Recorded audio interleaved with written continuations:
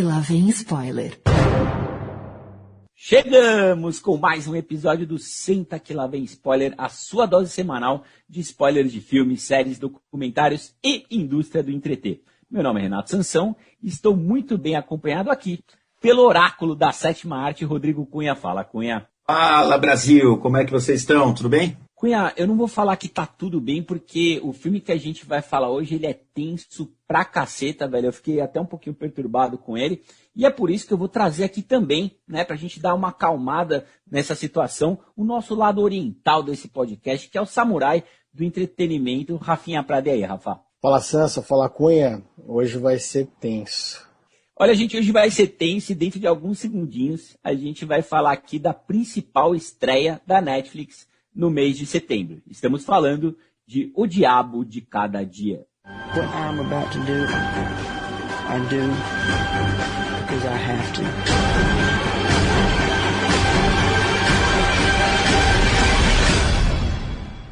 Not because I want to.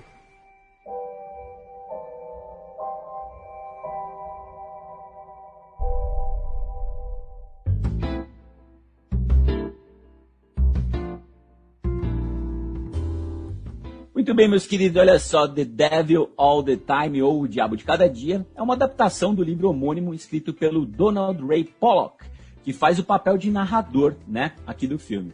A gente volta ali para o sul dos Estados Unidos no pós-guerra e acompanha a história do veterano de guerra vivido pelo ótimo Bill Skarsgård, que é o palhaço, né, lá de It, e depois é de seu filho, interpretado pelo nosso queridíssimo Homem-Aranha Tom Holland. O roteiro é de Paulo Campos, e a direção é do seu irmão Antônio Campos, de apenas 37 anos.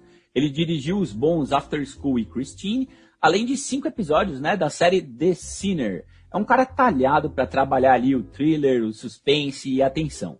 E se você ao ouvir esse nome, Paulo Campos, Antônio Campos, e pensou, porra, esse cara deve ser brasileiro? Olha, você quase acertou. Ele nasceu nos Estados Unidos, mas é filho do brasileiro Lucas Mendes Campos, apresentador ali do programa Manhattan Connection da GNT. E além dessa brasilidade, né, no Diabo de Cada Dia, a gente pode dizer, Sansi Cunha, que esse elenco deve estar ali concorrendo como um dos melhores do ano ao lado de Duna. Você citou alguns aqui já, mas eu vou colocar os maiores nomes, talvez, deste elenco. Robert Pattinson, o novo Batman, como pastor maldito Preston Tegardin. Mia Wasikowska, Alice dos País das Maravilhas, quase reconhecível como Ellen Hatton, irreconhecível. Você vai olhar e vai falar, conheço, mas quem é? Ou a própria Elise Scanlon, de Adoráveis Mulheres, como a Leonora. Você também vai reconhecer ela, mas você não vai conseguir lembrar de onde, porque esse filme tem a capacidade de deixar todo mundo feio. Nós temos também Harry Melling, o Duda Dursley de Harry Potter, com o pastor perturbadíssimo Roy Lafferty. E Jason Clarke, de Mudbound, como o excêntrico Carl Henderson.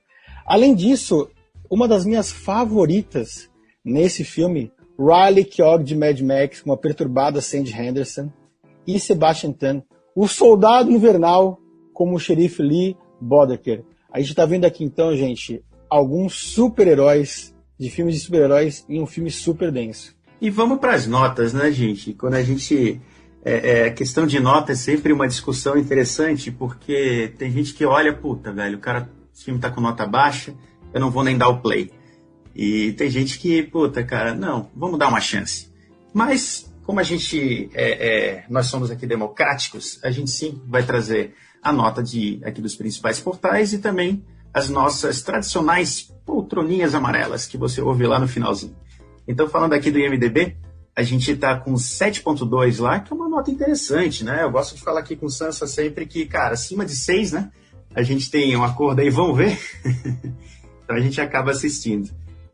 Rotten Tomatoes, a gente está com 66% na visão da crítica e 84% da audiência. Olha que interessante, né? Tem uma diferença bacana aqui. E no Metacritic, esse comportamento ele se repete, né? A gente começa a ver aqui que 55% no Metascore, né, baseado aí na crítica, e 8.1 no User Score. Então a galera tá querendo dar um recado aí pros críticos, né? Vocês não entendem nada. E nesse momento que a gente está gravando esse episódio, o Diabo de Cada Dia está lá no 3º lugar, naquele ranking sinistro do top 10 da Netflix.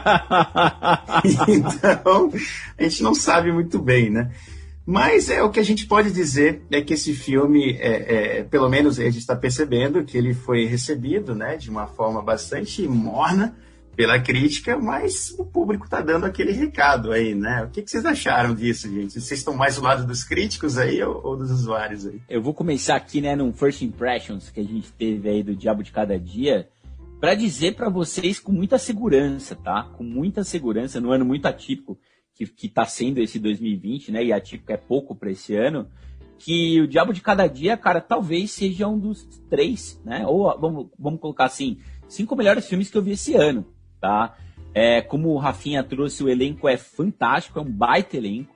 Eu achei engraçado que ele falou, né, aqui dos atores estão todos feios. Eles, de fato, estão todos feios, né, sujos, irreconhecíveis, melancólicos, cansados, né, nessa época de pós-guerra ali nos Estados Unidos. E é um filme muito tenso, gente, né? Apesar das 2h15, 2h20, que para mim são um pouquinho excessivas, é um filme que prende a sua atenção o tempo inteiro, né, cara? Eu comecei a ver, principalmente pra gente gravar aqui, pelo elenco, pelo entusiasmo, né, em relação à repercussão também. E a Babi, cara, ela tava ali, ela tava fazendo umas coisinhas ali, olhando no celular, de repente ela largou o celular e já tava olhando pra tela e pensando assim, caralho, porque toda hora, cada 5 minutos ela falava, caralho, meu Deus, e tal. Porque assim, não sei se vocês concordam comigo, é um filme desgraçado, né, gente? O filminho desgraçado da porra, isso aí? Sansa, desgraçado é uma excelente definição. De fato, não há nenhum tipo de graça nesse filme. O Donald Ray Pollock, que participa como narrador desse filme, ele é o autor do livro, parece que tem uma participação pesada, um braço pesado aqui, porque existe essa definição dos atores e de como eles são interpretados, inclusive fisicamente. Lembra muito, isso aqui não é uma crítica, tá, gente? Seres humanos, né, não são perfeitos. Lembra muito mesmo o povo daquele meio oeste americano. Ali Ohio, West Virginia, que está um pouco fora, mas também está bem ali do lado, né, dessa questão física da aparência. E acho que principalmente a questão de não ter foco na vida, né, onde você tem ali uma religião que acaba permeando o comportamento. Acho que um First Impression que a gente estava conversando aqui agora é um filme que chama atenção porque tem um elenco maravilhoso, mas mais do que isso, é um filme que te prende. No geral, gostei bastante do filme. Aí, como o Sansa já trouxe, eu acho que ele está muito, mas muito à frente de qualquer coisa que a Netflix, em se tratando de longa-metragem, colocou hoje no catálogo, né, esse ano. Eu tenho ali algumas ressalvas com relação à narração, né, muito embora tenha sido feita pelo próprio autor do livro. Eu acho que... Eu não lembro de outras experiências onde o próprio autor do livro teve a oportunidade de fazer a narração, né? A gente vê Stephen King, vê Neil Gaiman aí participando de produção, né, de séries e filmes, mas não narrando. Acho que seria uma coisa muito legal até da gente ver. E, assim, a questão da religião eu achei muito interessante ali como um dos pontos centrais. Eu acho que o roteiro, a história toda ela é muito sábia, né? Especialmente quando a gente leva em consideração que o autor aí do livro é um cara que resolveu ser escritor depois de 50 anos. O cara era caminhoneiro, né? Trabalhava numa fábrica aí de papéis. E tem uma citação dele aqui que eu acho assim, que entrega demais o que é o filme, é o cerne do filme. Não gosto de quem vê a religião como um golpe para ganhar dinheiro. Pessoas assim são nojentas, e as que caem na lábia delas são estúpidas ou desesperadas. Então, sempre que eu posso, eu os retrato como vermes. Então, é isso que acontece, sabe? Eu gostei, eu acho que essa questão toda deixa o filme muito tenso, depressivo, sim, até, né, pelo cenário ali de Ohio, mas vamos evoluir aí, porque tem bastante coisa para falar. Eu queria trazer uma questão para vocês aqui, que é o estudo de personagem. Eu gosto muito quando o filme vai pro lado do estudo de personagem, e o Arvin Russell, né, do próprio Tom Holland, ele começa como um menino bonzinho e doce, né, amigo ali do cachorro, né, muito apegado à mãe, ele vai virar um jovem revoltado, né, transtornado e sedento por devolver as porradas que ele leva da vida, e não são poucas, né. E um ponto que me chamou a atenção é que, apesar da raiva que ele tem desse pai dele, né, que chega a ponto de sacrificar o cachorro, que é o melhor amigo do menino, ele acaba repetindo, como eu falei aqui, inúmeras ações dele, né, lembrando que ainda somos os mesmos e vivemos como nossos pais. Eu queria saber se vocês concordam, né, e vou emendar mais uma. Eu queria saber se temos aqui a melhor atuação da carreira do jovem Tom Holland. Eu acho que sim, é a melhor atuação do Tom Holland. Eu gosto especialmente de ver o embate dele com Robert Pattinson, que é o Marvel vs DC. Então, acho que dentro daquele conto, sem dúvida, ele torna-se ali o pai dele, mas ao mesmo tempo eu vejo um sinal de esperança ali, sabe? Fica aberto, assim, é um final muito esperançoso no sentido de, será que ele vai repetir mesmo o caminho do pai? Ele tem uma chance de construir uma nova família, seguir um outro caminho, né? Então, eu acho que tem essa mensagem positiva, apesar do filme ser muito depressivo, ele no final, ele dá esse respiro, ali tem um vislumbre, sabe? Acho que definitivamente é a melhor atuação dele como ator hoje. Acho que a gente tem um cara que cresce demais na tela, apoiado por um super elenco, não podemos esquecer disso também. Ele não está ali sozinho carregando esse filme, ele está sempre contrastando com pesos pesados, isso faz uma baita diferença para você poder ficar à vontade. É só a gente pensar aqui nos making-offs, quando ele começou a gravar Homem-Aranha, e a forma como ele lidava com os caras que estavam gravando. Né? Você via que tinha aquela admiração pelos atores. E eu acho que aqui dentro não deve ter sido diferente. Ele é muito jovem, o Tom Holland. E o Sansa falou aqui, né, citou Belchior, né, como nossos pais. E é engraçado porque eu sinto que até a hora que ele vê o pai dele dando uma surra nos dois caras que ameaçam invadir e estuprar a mãe dele, a mulher dele, né, dentro da casa deles, até ali ele apanhava na escola e voltava com o olho roxo para casa. E não tinha essa resposta, esse troco. E acho que depois que ele vê o pai dele batendo naqueles dois, foi o que o Sansa falou, ele tem essa aula de como funcionam as coisas ali. Ali é na porrada, não é na conversa. Não existe um bate-papo, não tem um encontro na igreja e vamos resolver. Não, ali é na porrada, no sangue mesmo. E eu acho um ponto interessante da gente trazer aqui também, é muito legal quando a gente vê um ator jovem crescendo aos nossos olhos, né? Tom Holland, ele fez o impossível, cara, em 2012, 8 anos atrás, com a Naomi Watts e o Ewan McGregor, tá? O Impossível, se eu não me engano, tá na Netflix também. Tá lá, esse filme que eu queria lembrar. Que é um filmaço, né, cara? E ali no Impossível, o Tom Holland tinha 15 anos, né? E aí depois, um pouquinho, vai passar o tempo, ele com 20 anos vai fazer o Spider-Man, né? Ele vai assumir, na minha opinião, o melhor Homem-Aranha que a gente tem é o Tom Holland.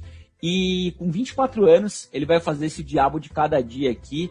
E é interessante como o Tom Holland, ele mantém essa fisionomia de adolescente, né? Eu acho que a voz dele, o fato dele ser muito magrinho, né? O jeito dele, ele é um menino doce, né? Então, o Rafa colocou muito bem que, apesar dos atos extremamente violentos que ele vai passar a ter nessa pernada final do filme, ele essencialmente é um moleque bom, né? É um moleque do bem, tanto é que ele justifica as coisas que ele faz, né? Abrindo um spoiler, apesar disso aqui chamar Senta Que Lá Vem Spoiler, tem um momento que ele coloca na cara do xerife a foto mostrando assim, o que eu fiz tem motivo, né? Essa foto, ela mostra a razão do que ele fez ali atrás, né? Eu não sou um criminoso, eu não sou um filho da puta. Ele é o único personagem que você tá de fato do lado dele o filme inteiro, né? Você defende, você acredita nas premissas dele, né? É fácil você ficar do lado dele. A imagem do Tom Holland aí como nice guy ajuda, né? Todo o trabalho que ele já fez aí como Homem-Aranha, mas aqui de fato,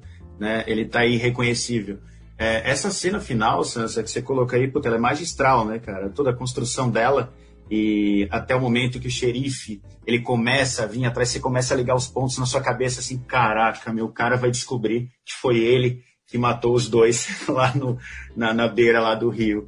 E aí começa essa perseguição, ela é muito, muito bem feita, ela é lenta, né? Aliás, esse é um filme lento, de edição lenta, ele é lento pra caramba em todos os aspectos, né? Ele permita que você faça uma série de conexões, isso é muito interessante. Ele tem um tempo de faroeste, né, cara? Em alguns momentos ele tem uma levada de faroeste, você não achou? Sim, Sim, ele tem demais essa levada de faroeste, né? De você, do nice guy e do bad guy. E o final deixa muito isso claro, aquele final. Lá nas árvores, né? Entre as árvores.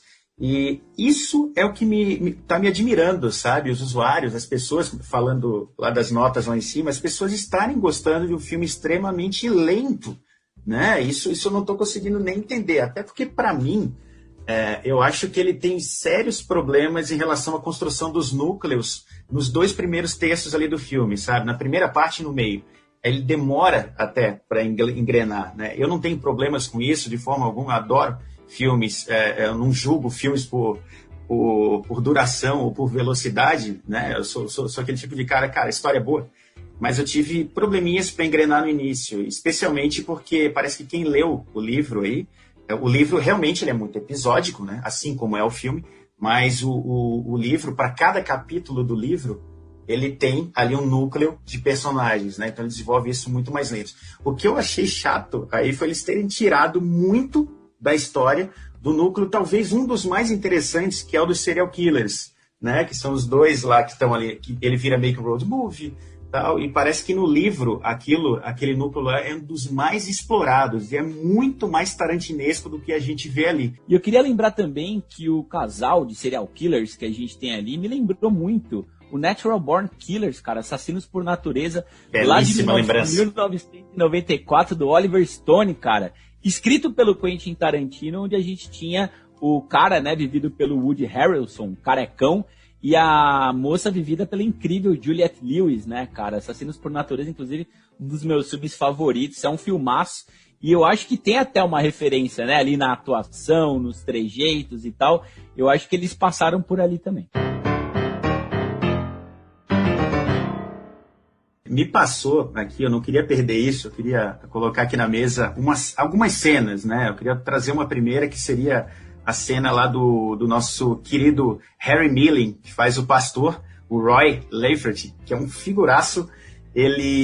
O que foi, gente, aquela cena onde ele tá dentro do culto e as aranhas começam a percorrer o rosto dele? Aquilo me deu uma agonia, sabe? Foi o primeiro momento do filme que eu olhei assim, caramba, meu, que é isso? Sabe, surpreende, é muito bem feita a cena, né? E o que acontece depois disso é muito mais bizarro, né? Porque uma delas pica o rosto dele fica gigante, esse cara fica preso num quarto em casa, né? Ali se punindo com toda aquela história, né? Então essa questão da religião, acho que é um negócio legal de a gente puxar aqui também. E o Cunha, ele fica preso e não aprende a lição, né? Porque ele depois vai tentar ressuscitar a mulher dele, que ele mete uma chave de fenda na garganta dela, assim, só pra ficar num dos muitos momentos grotescos do filme. Mas ressuscita, cara, que maluquice, velho. Mas eu acho que o lado religioso, né, Rafinha, ele tem um peso grande no pano de fundo aqui do filme. Quando a gente começa a assistir o filme, a gente já percebe que tem uma crítica ali que não é escondida, né, com relação à religião. Especialmente nas figuras dos pastores vivido pelo Harry Milling, que tá espetacular no pedaço que ele participa.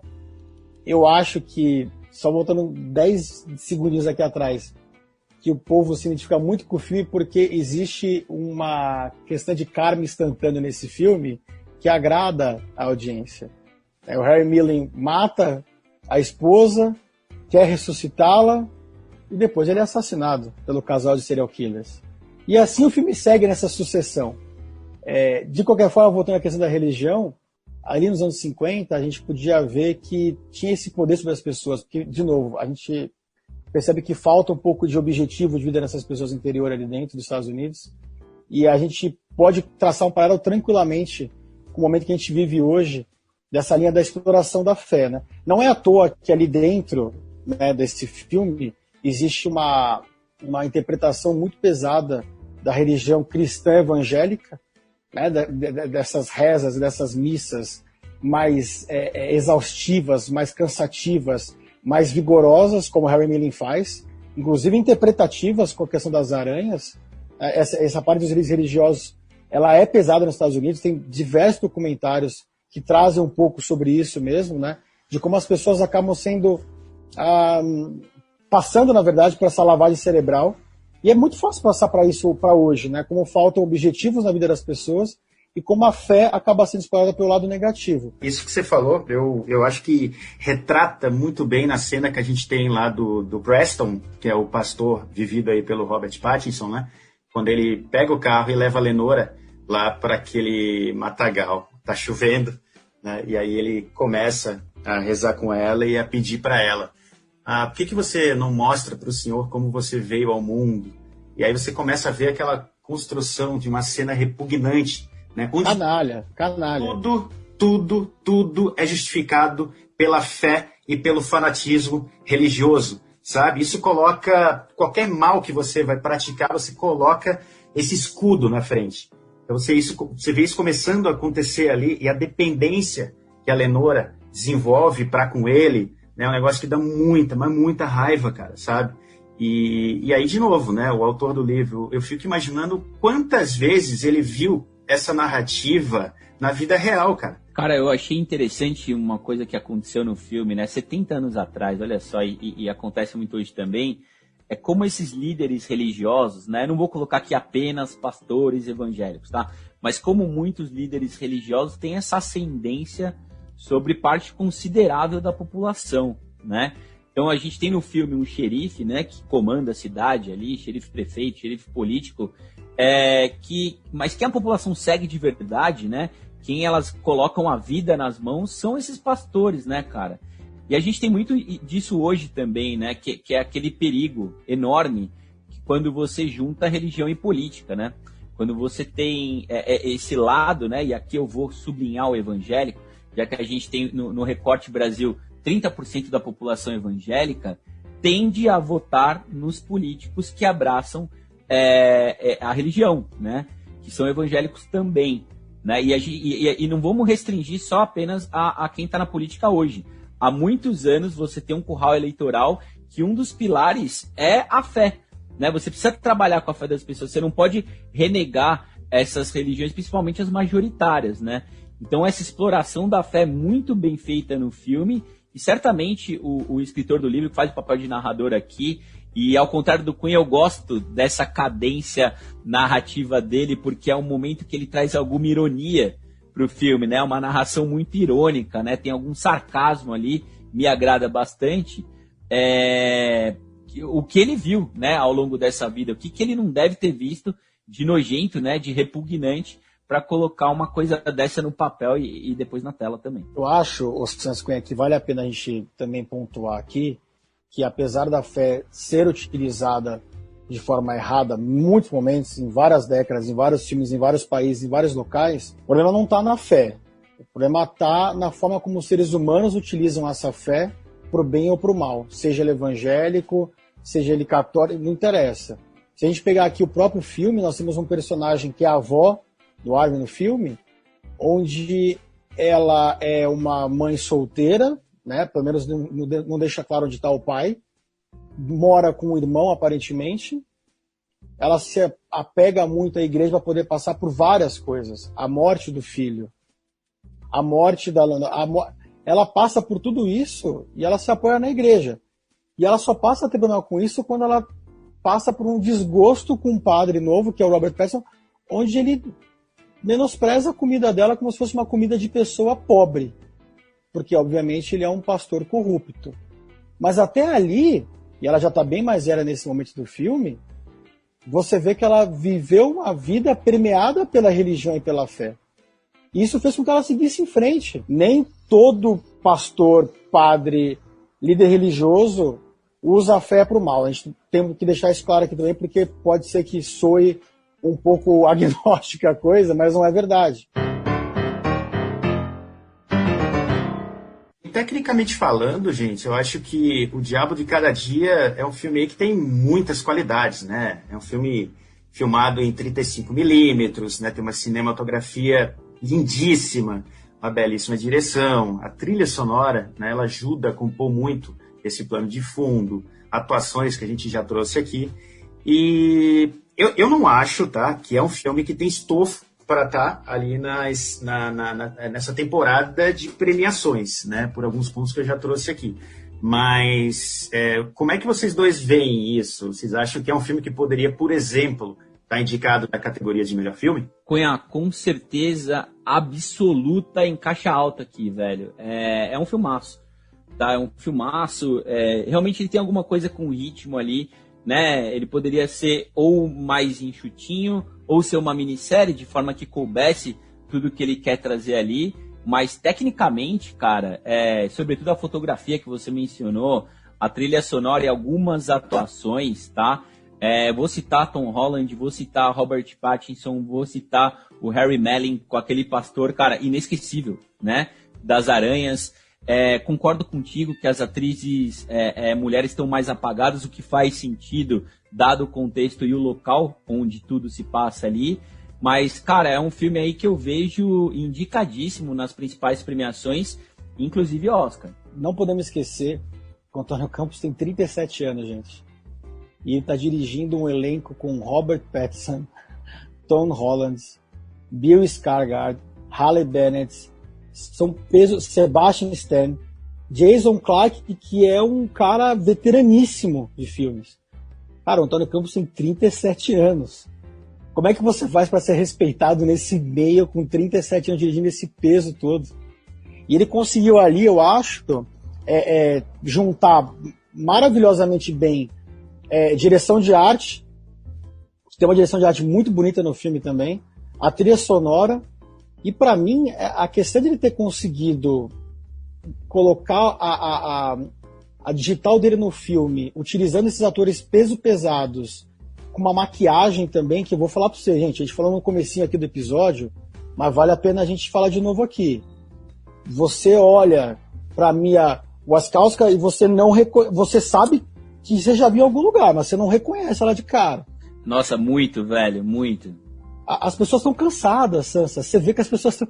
É uma transformação muito real, muito verdadeira desses personagens. Né? Para mim, o próprio pastor mesmo, o Roy Lafferty, né, que é o Harry Milling, a gente conhece ele do Harry Potter, você logo bate e reconhece ele. Mas mesmo assim você vê que existe essa transformação na maquiagem nele que deixa ele ainda mais cansado.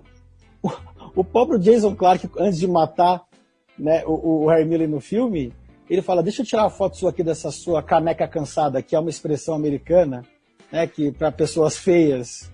Porque é isso, cara, não existe só uma direção, existe um conjunto de tudo. Queria acrescentar, você mencionou o Harry Melling, olha a importância de você ter um bom diretor de elenco, né? O Harry Melling, lá atrás de Harry Potter, ele esteve esse ano como Merrick em The Old Guard, né? Aquele vilão do laboratório, né? Super tosco, né? No filme, que você falava assim, nossa, cara, o que ele tá fazendo no filme? Mas ele é um ator muito bom. Tanto é que o pastor dele, cara, na minha opinião, pelo menos como atuação, ele supera o Robert Pattinson, que é um dos principais atores da atualidade, né? Que é um cara mais calculista, mais sombrio, digamos assim. Então a direção, não só do projeto inteiro, como a direção do elenco aqui do americano meio brasileiro, né? Como a gente colocou, é muito boa e acho que vai estar aí na temporada de premiações também. Muito bem, minha gente. Olha, depois da gente falar aqui do Diabo de Cada Dia, esse filmaço, eu queria saber de vocês qual é a nota que vocês dão para esse filme. Quantas poltronas amarelas merece esse filme, Rafinha? Eu vou na lata aqui, porque a gente não pode dar nota baixa para um filme que a gente acha que pode concorrer a melhor filme no ano que vem no Oscar e outras premiações. Para mim, 89 poltronas amarelas, e poderia até dar mais, mas acho que vai bem 89 poltronas amarelas para O Diabo de Cada Dia. O Diabo de Cada Dia me surpreendeu demais, tá? Eu já estava esperando um bom filme, mas eu recebi aqui um ótimo filme. As melhores atuações que eu vi no ano, até agora, assim, com alguma distância, em termos de atuação, bastante tenso, bastante bem feito. Tem uma barriguinha, né? Essa barriguinha aí do segundo ato e a falta de um melhor desenvolvimento em alguns núcleos fez eu desprezar algumas poltronas amarelas aqui, mas é por isso que eu vou dar para esse filme 91 poltronas amarelas. Eu acho que, de novo, né, o filme tem problemas de substância no primeiro e segundo ato. Eu demorei a me conectar com a história. Eu fiquei muito sendo nutrido pela atuação dos personagens, que eu gostava demais, me colocou muito para dentro do filme, mas a história em si, ela não me cativava, ela demorou muito para me cativar. Então, essa primeira essa primeira hora do filme ficou fria demais, então não me conectei. Eu só fui me conectar da primeira hora pra frente.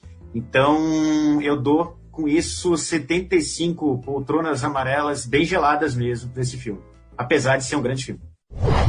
Muito bem, minha gente. Olha, na média aqui do Senta Que Lá Vem Spoiler, nós temos 84 poltronas amarelas amarelinhas para O Diabo de Cada Dia.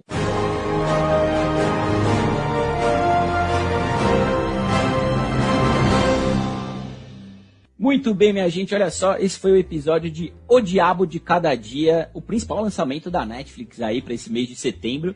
E temos muitos lançamentos interessantes, não só na Netflix, para esse último trimestre de 2020, como bem colocou o Cunha, ainda vem coisa muito boa e coisas para a temporada de premiação. Queria aproveitar aqui para mandar um abraço apertado, né? Ainda estamos pelo Zoom.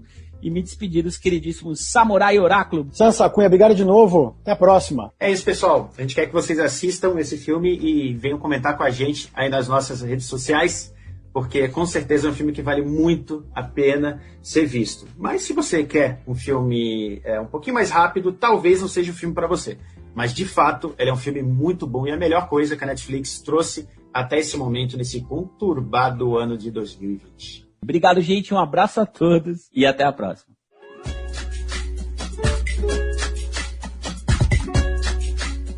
Olha, queria dizer que é uma honra e um prazer ter você aqui na nossa casa.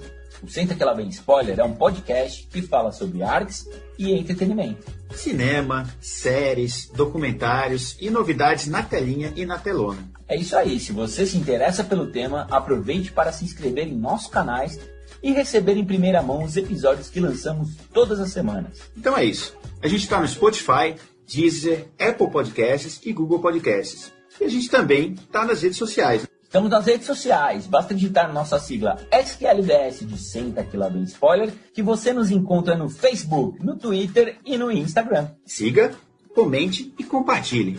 E lembre-se, coloque seu fone, aumente o volume e Senta Que Lá Vem Spoiler. B on the B.